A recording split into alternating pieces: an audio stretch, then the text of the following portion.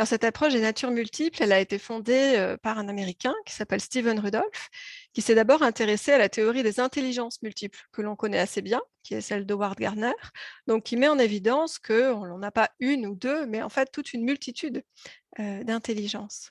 Et puis il s'est rendu compte que ça, c'était un prisme qui nous permettait d'aller un peu plus finement dans la compréhension de nos capacités, mais que ce n'était pas suffisant. Et avec son voyage en Inde et la rencontre de l'Ayurveda, il s'est intéressé aux tendances comportementales. Donc, il est venu ajouter à côté de ces intelligences multiples, des natures multiples. Et donc, cette approche dite des natures multiples permet d'identifier en chacun le degré d'expression de chacune des intelligences et des natures et la combinaison unique de ces intelligences et natures. Et ce que j'aime beaucoup dans cette approche, c'est qu'effectivement, elle met en évidence cette combinaison unique chez chacun. Et donc, quand on combine toutes les intelligences, les natures et leur niveau d'expression, nous arrivons à un quadrillon de profils, donc a priori plus pour l'instant que d'êtres humains. Et donc, cette approche met véritablement en évidence notre unicité et notre ADN finalement.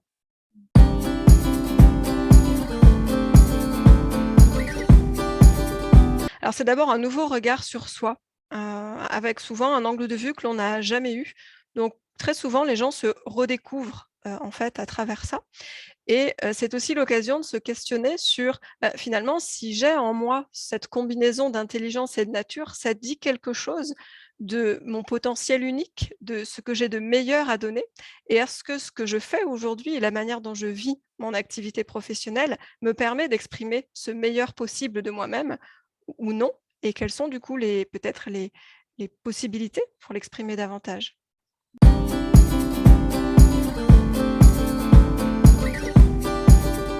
Ça peut.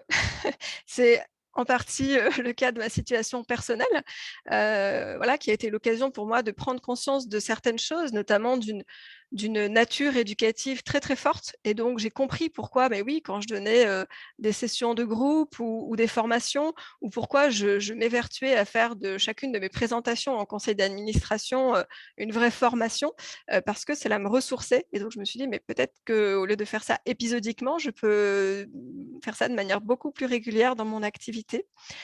Ou récemment aussi, j'ai accompagné quelqu'un qui travaillait dans le social, dans l'accompagnement, et en même temps, voilà, elle flirte régulièrement avec des épisodes de grand épuisement, de burn-out.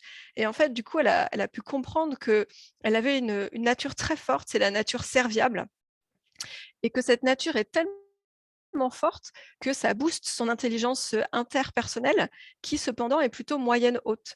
Et dans son activité, elle avait tellement besoin de cette intelligence interpersonnelle que c'est ça qui l'épuisait. Et donc le fait d'avoir pu comprendre comme ça dans le détail ce qui la nourrit dans une situation et ce qui l'épuise, et ben, ça lui permet, aujourd'hui, de construire un projet professionnel pour affiner, les choses et tenir compte de cette réalité.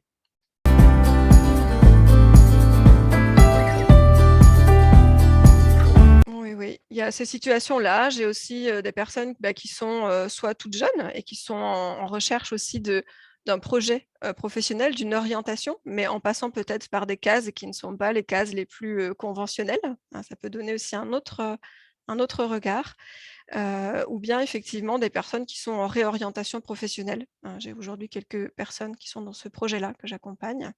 Et puis, c'est aussi un outil qui peut être tout à fait intéressant en recrutement, lorsqu'on a envie de recruter, là aussi avec une autre paire de lunettes, plutôt que de prendre, les différents points de la fiche de poste, voire de faire consciemment ou inconsciemment une reproduction, du profil du prédécesseur. Ça peut être tout à fait intéressant aussi. Mmh.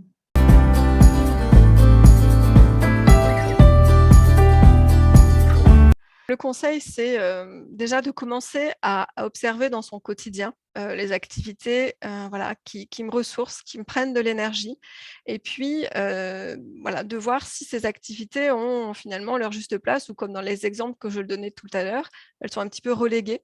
Parce que déjà rien que ça, c'est faire un pas, vers cette approche des natures multiples et vers cet alignement.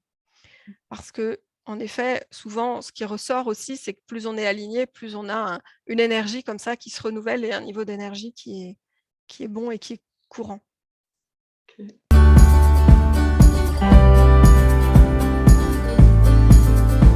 Moi, j'ai choisi pour plusieurs raisons.